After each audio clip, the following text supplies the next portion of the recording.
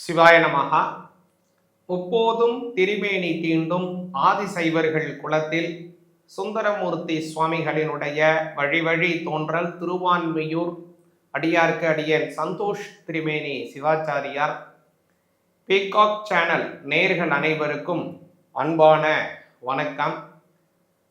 இப்போ நம்ம என்ன பார்க்க போறோம் அப்படின்னாங்க, உங்களுக்கு இந்த மார்ச் மாதம் 2025 எந்த மாதிரியான பலன்கள் உங்க ராசிக்கு கிடைக்க போகுது, அதே மாதிரி பார்த்தோம்னா இந்த கிரக நிலைகளினுடைய மாற்றங்கள் உங்களுக்கு இந்த மாசம் என்ன மாதிரியான விஷயத்துலலாம் ஒரு முன்னேற்றம் கிடைக்குது, எதுலெல்லாம் நீங்க ரொம்ப கவனமாக இருக்கணும், எந்த விஷயத்தை நீங்கள் துணிஞ்சு செய்யணும், எந்த விஷயத்தை கொஞ்சம் பொறுத்து செய்யணும், அதே மாதிரி எந்த இறைவனை நீங்கள் வழிபாடு எந்த நேரத்துல செய்யணும் அப்படிங்கிற விஷயத்தெல்லாம் கொஞ்சம் விரிவா பார்ப்போங்க. இந்த மார்ச் மாதம் 2025 உங்களுடைய ராசி பலனை கொஞ்சம் தெளிவாக பார்ப்போம். இப்போ இந்த மாதம் மார்ச் மாதம் 2025 பார்த்தீங்க அப்படின்னா நல்ல ஒரு அருமையான கிரக நிலைகள் இருக்கு. முதல்ல பார்த்தோம் அப்படின்னா இந்த மாதம் ஆரம்பத்தில் குரு பகவான் ரிஷபத்தில் இருக்கார். அதே போல செவ்வாய் பகவான் மிதுன ராசியிலும் கேது பகவான் கன்னி ராசியிலும் இருக்காருங்க. அதே மாதிரி சூரியன் சனி சந்திரன் ஆகிய கிரகங்களினுடைய சேர்க்கை கும்பத்துல இந்த வருடத்தினுடைய இந்த மாதத்தினுடைய முதல்ல ஆரம்பிக்குது. அடுத்தது புதன் சுக்கிரன் ராகு இந்த 3 கிரகங்களினுடைய சேர்க்கை மீனத்துல இருந்துதான் இந்த மாசத்தை ஆரம்பிக்குது.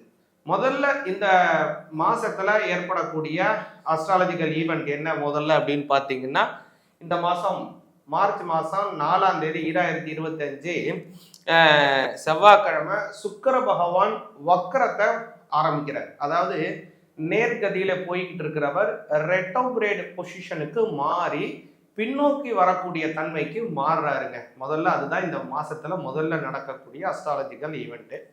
அடுத்தது பார்த்தீங்கன்னா மார்ச் மாதம் 9ஆம் தேதி ஞாயிற்றுக்கிழமை புத பகவானும் வக்ரம் அடைகிறார். புத பகவான் எப்போதுமே பார்த்தீங்கன்னா சூரியனோட தான் போவார். ஒன்று சூரியனுக்கு முன்ன இருப்பார், இல்லை சூரியனோட இருப்பார், சூரியனோட பின்ன இருப்பார். சூரியன் ஒரு கட்டத்திலேருந்து 2 கட்டம் கூட தாண்டி புத பகவான் இருக்கவே மாட்டார். ஏன்னா சூரியனுக்கு அடுத்து வரக்கூடிய கிரகம் இல்லைங்களா மெர்க்குரி பிளானட்டு. இதே மாதிரி இப்போ அந்த புத பகவானும் வக்ரகதியை எடுக்கிறாரு. அது எப்பன்னா இந்த மாதம் 9ஆம் தேதியிலேருந்து. அதே மாதிரி அடுத்தது பார்த்தீங்கன்னா இந்த மார்ச் மாதம் 15ஆம் தேதி வெள்ளிக்கிழமை சூரியனினுடைய பெயர்ச்சி நடக்குது.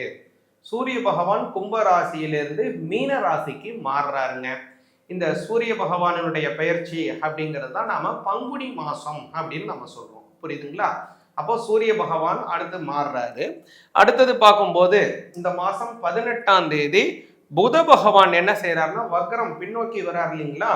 அப்போ மீனத்திலேருந்து கும்பத்துக்கு மாறி வந்துடுறாரு. புதன்கிழமையில புத பகவான் கும்ப ராசிக்கு மீன ராசியிலேருந்து மாறுறாருங்க. இப்படின்னு இந்த மாசத்துல முக்கியமான சில அஸ்ட்ராலஜிக்கல் ஈவெண்ட் நடக்கக்கூடிய ஒரு நல்ல மாசமாக வருது. இந்த மார்ச் மாசம் அப்படிங்கிறது இன்னொரு சிறப்பு என்னன்னு கேட்டீங்கன்னா, மாசி மாதத்தினுடையும் பங்குனி மாதத்தினுடைய சேர்க்கை கொண்டதுதான் இந்த மாசங்க. அதே மாதிரி இந்த மார்ச் மாசத்துல 6ஆம் தேதி பார்த்தீங்கன்னா வாஸ்து நாள் வர்றதுங்க.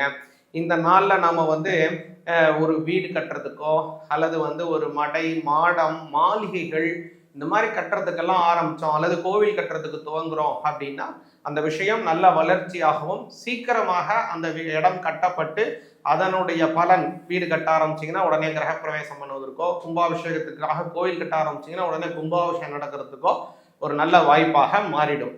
அதனால் யாராவது வீடு கட்டணும், வீடு பார்த்துட்டு இருக்கோம், வீடு துவங்கணும், இடம் வாங்கிட்டோம் அப்படின்னா இருந்ததுன்னா அந்த மார்ச் மாதம் 6ஆம் தேதியை பயன்படுத்தி கொள்ளுங்க. அதே மாதிரி இன்னொரு முக்கியமான விஷயம் என்ன அப்படின்னா, இந்த மாசத்துல 2 பிரதோஷம் வருது. மார்ச் மாதம் 11ஆம் தேதி செவ்வாய்க்கிழமை ஒரு பிரதோஷம் வருது. அதே போல மார்ச் மாதம் 27ஆம் தேதி வியாழக்கிழமையும் சிவபெருமானுக்கு உகந்தமான பிரதோஷம் வருது. இதுல முக்கியமான ஒரு விஷயம் என்ன அப்படின்னு கேட்டீங்க அப்படின்னா, இந்த மார்ச் மாதம் அப்படிங்கிறது பொதுவாகவே அதாவது இந்த மாசியினுடைய பூர்த்தி இருக்கு இல்லைங்களா, அதை தான் காரடையான் நோன்பு அப்படின்னு கொண்டாடுவாங்க. இந்த காரடையான் நோன்பு, இந்த நோன்பு நோட்டு இறைவனை சிவபெருமானை வழிபாடு செஞ்சோம் அப்படின்னா, அதாவது நீங்காத கணவர் அவங்களுக்கு கிடைப்பாங்க, கல்யாணம் ஆக வேண்டியவங்களுக்கு கல்யாணம் கைகூடும், கணவன் மனைவியா இருக்கிறவங்க தம்பதியாக அந்யோன்யமாக தீர்க்க சுமங்கலி பாகத்துடன் சந்தோஷமாக இருப்பாங்கங்க. அது மாதிரியான ஒரு காரடையான் நோன்பு இந்த மாதம் பார்த்தீங்க அப்படின்னா 14ஆம் தேதி வருதுங்க. ஒரு நல்ல அமைப்புகள் இந்த மாதத்திலே உருவாகக்கூடிய அமைப்புகள் இருக்குது. அதே மாதிரி பார்த்தீங்கன்னா இந்த மாதத்தில் சங்கடஹர சதுர்த்தி அப்படிங்கிறது மார்ச் மாதம் 17ஆம் தேதி திங்கட்கிழமை வருது. அதனால இன்னொன்று பங்குனி மாசத்தினுடைய அமாவாசை பார்த்தீங்க அப்படின்னா மார்ச் மாதம் 29ஆம் தேதி சனிக்கிழமை வருதுங்க. அன்றைய தினம் முன்னோர்களுக்கு தர்ப்பணம் செய்வதற்கு மிகவும் உகந்தமான நாள் இந்த பங்குனி மாசத்துல வரக்கூடிய அமாவாசை. அதனால இந்த மாசம் பார்த்தீங்கன்னா நல்ல அற்புதமான நல்ல நாட்கள் இருக்கிறது. அதே மாதிரி இந்த மாதம் மார்ச் 2ஆம் தேதி, 3ஆம் தேதி, 9ஆம் தேதி, 10ஆம் தேதி, 12ஆம் தேதி, மார்ச் 16, 17 ஆகிய தினங்கள் எல்லாமே பார்த்தீங்கன்னா நல்ல முகூர்த்த தினங்களாக அமையுது.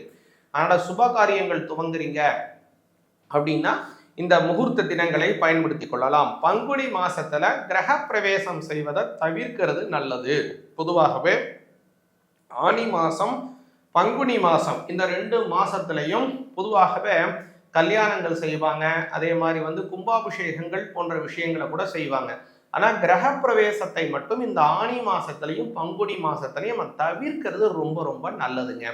ஏன்னா கூனி குறுகினாலும் ஆனி பங்குனி கொடி போகாதே அப்படின்னு சொல்லுவாங்க. அதனால இந்த மாசங்களை தவிர்க்கிறது ரொம்ப நல்லது. அதே போல இந்த மாசம் இந்த அஸ்ட்ராலஜிக்கல் ஈவென்ட் இருக்கு, இவ்வளவு நல்ல விஷயங்கள் இருக்கு. உங்களுடைய ராசிக்கு எப்படியான பலன்கள் கிடைக்க போகுதுங்கிறத கொஞ்சம் விரிவா பார்ப்போம். சிவாய நமஹ.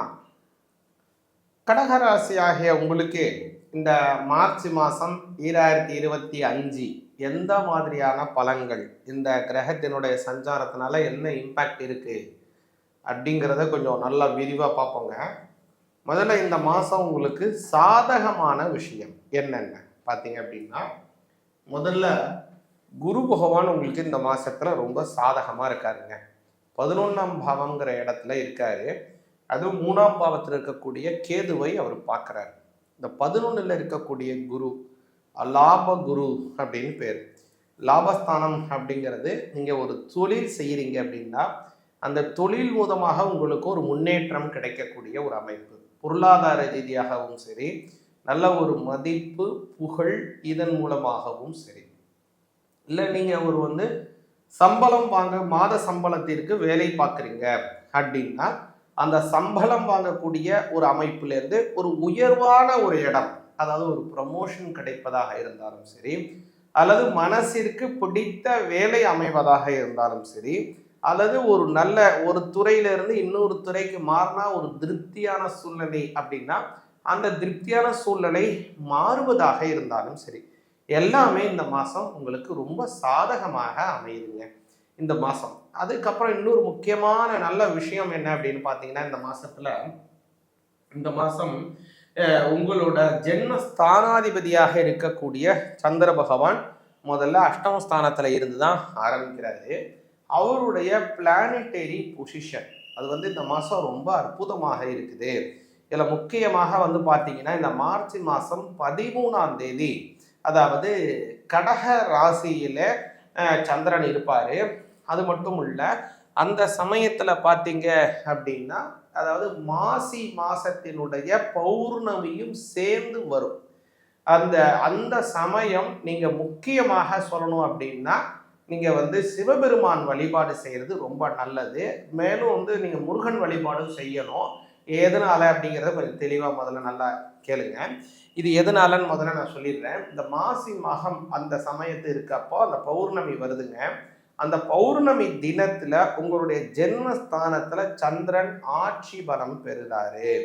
அது மட்டுமல்ல, 2ஆம் அதிபதியாக இருக்கக்கூடிய கிரகம், அஷ்டமஸ்தானாதிபதியாக இருக்கக்கூடிய கிரகம், அதே போல கலத்திரஸ்தானாதிபதியாக இருக்கக்கூடிய கிரகம், அதாவது சனி பகவானும் சூரிய பகவானும் அஷ்டமஸ்தானத்துல மறைஞ்சு இருக்காங்க. இந்த காலகட்டத்துல நீங்க சிவபெருமான் வழிபாடுங்கிறது மிக மிக மிக அவசியம். இந்த சமயத்துல நீங்க சிவபெருமான வழிபாடு செஞ்சீங்கன்னா நல்ல முன்னேற்றம் அடைவீங்க. அது மாதிரி சிவபெருமானினுடைய ஆலயத்தில் தீர்த்தவாரி நடக்கக்கூடிய இடம். ஒன்று கடலில் போய் தீர்த்தம் கொடுக்குறாங்க மாசி மகத்துக்கு, அல்லது இது காவேரி ஆற்றுல செய்கிறாங்க, அல்லது இது மாதிரி இந்த நதியில் செய்கிறாங்க, அல்லது கங்கையில் சிறப்பாக இப்போது நம்ம கும்பமேளா நடந்துகிட்டு இருக்கு. இந்த மாதிரி யாத்திரைகள் போகிறது, இந்த மாதிரி தீர்த்த யாத்திரை செய்வது கடகராசிக்காரங்களுக்கு ரொம்ப அபரிமிதமான வளர்ச்சியை தருங்க. இதனால முக்கியமான நல்லது என்ன அப்படின்னா, அஷ்டம சனியினால் ஏற்படக்கூடிய கெடு பலன்கள் இருக்கு இல்லைங்களா, அது வெகுவாக குறைஞ்சிடும் கடகராசியாகிய உங்களுக்கு. அதனால இதை நீங்க ரொம்ப கவனத்துல வச்சுங்க முக்கியமாக. அதனால இந்த மாசம் உங்களுக்கு ஒரு பெரிய நல்லது தருவதற்கு சிவபெருமான் வழிபாடு மிக மிக அவசியம். அடுத்தது யாரை வழிபாடு செய்யணுங்கிறதையும் சொல்றேன், ஏன் வழிபாடு பண்ணணுங்கிறதையும் சொல்றேன். அப்புறம் கடகராசிக்கு இது அஷ்டம சனியினால் ஏற்படக்கூடிய உபாதைகளை கடகராசிக்காரங்களுக்கு கண்டிப்பாக நிவர்த்தி செஞ்சிடும்.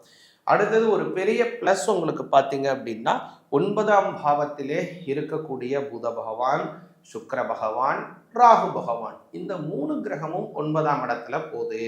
அதனால இது யாருக்கெல்லாம் சாதகம்ங்கிறத ஃபர்ஸ்ட்லேருந்து வரிசையா சொல்றேன். படிக்கின்ற மாணவர்களுக்கு ரொம்ப ரொம்ப சாதகம். படிப்பு கவனம் அல்லாமல் வேறு ஏதோ ஒரு கவனத்தில் இருக்காங்க, விளையாட்டுத்தனமாக இருக்காங்க படிக்கிற மாணவங்க, அல்லது படிப்பை ஒரு முழு வீச்சாக முழு கவனத்துடன் அவங்கள படிக்க முடியாத சூழ்நிலை ஏற்படுது. அடிக்கடி உடல் ஆரோக்கிய பிரச்சனை ஏற்படுறது, அல்லது தேவையற்ற தடை, அவங்களுக்கு பிடிக்காமலே படிக்கிறாங்க, இந்த மாதிரிலாம் சூழ்நிலை இருந்தது அப்படின்னா அது எல்லாமே மாறுங்க. இந்த மாசத்துல இந்த 9ஆம் பாவத்துல ஏற்படக்கூடிய 3 கிரகங்களினுடைய சேர்க்கை, அது நல்லா கவனிச்சு பார்த்தீங்கன்னா, ஒன்று சுக்கிர பகவான், அவர் உங்களுக்கு லாபஸ்தானாதிபதி, மாத்ரு ஸ்தானாதிபதி இல்லைங்களா, அதனால அவரினுடைய சேர்க்கை 9ஆம் பாவத்துல இருக்கிறதுனால ரொம்ப நாளா வீடு வாங்க வேணும்னு ஆசையில இருக்கிறவங்க வீடு வாங்கக்கூடிய அமைப்பு இருக்கும். அல்லது முன் சொன்ன மாதிரி என்கிட்ட நிலம் இருக்கு, நான் வீடே இன்னும் கட்ட முடியாம இருக்குன்னா இந்த மாசத்துல பூமி பூஜையை போட்டு வீடு கட்ட ஆரம்பிக்க போறீங்க கடகராசிக்காரங்க. இது எல்லாமே ஒரு பெரிய பிளஸ்ஸாக அமையுதுங்க. அடுத்ததாக பார்க்கும்போது இன்னொரு நல்ல விஷயம் என்ன அப்படின்னு பார்த்தீங்க அப்படின்னா, கடகராசிக்காரங்களுக்கு 11 இருக்கக்கூடிய குரு, அதை நான் முன்னாடியே சொன்னேன். இல்ல கவனமாக இருக்க வேண்டிய விஷயங்கள் என்ன அப்படின்னா, செவ்வாய் பகவான்ங்க. இந்த செவ்வாய் பகவான் 12ஆம் பாவத்துல மறைஞ்சி இருக்காரு. அதுவும் அவர் பார்த்தீங்கன்னா ஜீவனஸ்தானாதிபதி, அது மட்டும் இல்லாமல் 5ஆம் பாவத்திற்கு உடையவர். அப்போ இந்த செவ்வாய் மறைகிற விஷயம் இருக்கு இல்லைங்களா, இதுல நீங்க கவனமாக இருக்கு. அதனால இந்த மாசம் தேவையற்ற செலவுகளை நீங்க குறைக்கணும். இந்த செவ்வாய் பகவான் 5ஆம் பாவத்திற்கும் ஜீவனஸ்தானத்திற்கும் அதிபதியா இருக்கார் இல்லைங்களா, அதனால இந்த மாசத்துல கொஞ்சம் பணியில கொஞ்சம் மாற்றங்கள் ஏற்படுவதற்கு வாய்ப்பு இருக்கு.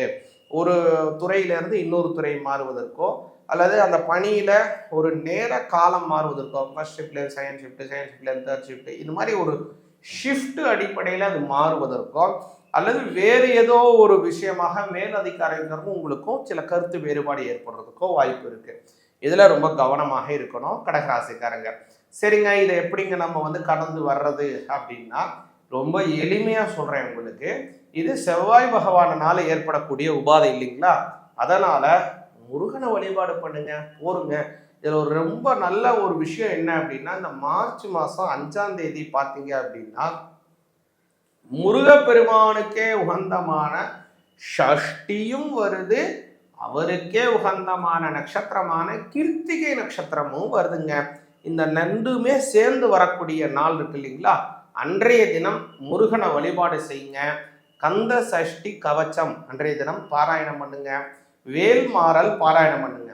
இதெல்லாம் நீங்க கோவிலில் போய் கோவிலுக்கு போகணும், நான் வேலையில இருக்கேன், நல்லா கோயிலுக்கு போக முடியாதுன்னா வீட்டில் இருந்து கூட நீங்க எளிமையா பாராயணம் பண்ணலாம் இல்லைங்களா. அதனால எளிய விஷயம். இல்லை நான் கோவிலுக்கு போக முடியும் அப்படின்னா கோவிலில் போய் முருகனுக்கு அர்ச்சனை செய்யுங்க. வாழ்க்கையில நல்ல முன்னேற்றத்தை அடைவீங்க கடகராசிக்காரங்க. இப்போ நம்ம பார்த்த இந்த ராசி பலன் அப்படிங்கிறது கிரகங்களை அடிப்படையாக கொண்டு சொல்லக்கூடிய ஒரு அமைப்பு. இது உங்களுக்கு முழுமையாக நடக்க வேண்டிய ஒரு அமைப்புங்க. இதுல ஏதோ ஒரு கூடுதலாகவோ குறைச்சலாகவோ தாமதமாகவோ நடக்கிறது அப்படின்னா உங்களுடைய ஜாதக ரீதியாக ஏற்படக்கூடிய சில கிரகங்களினுடைய தோஷத்தினால் இதை தள்ளி போவதற்கோ நடக்காமல் போவதற்கோ வாய்ப்பு இருக்கு.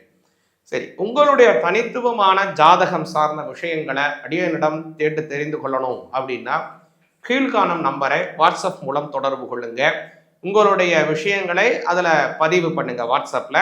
அதற்கான பதில் வாட்ஸ்அப் மூலமாகவே வழங்கப்படும். மேலும் நமது சேனல் பீகாக் சேனல் அப்படிங்கிறது ஆன்மீக தகவல்களை உங்களுக்கு வழங்கக்கூடிய சேனல். அதனால் இதை சப்ஸ்கிரைப் பண்ணுங்க. நாங்கள் போடக்கூடிய பதிவுகள் உங்களுக்கு உடனடியாக வருவதை உறுதி செய்யுங்க. சிவாய நம.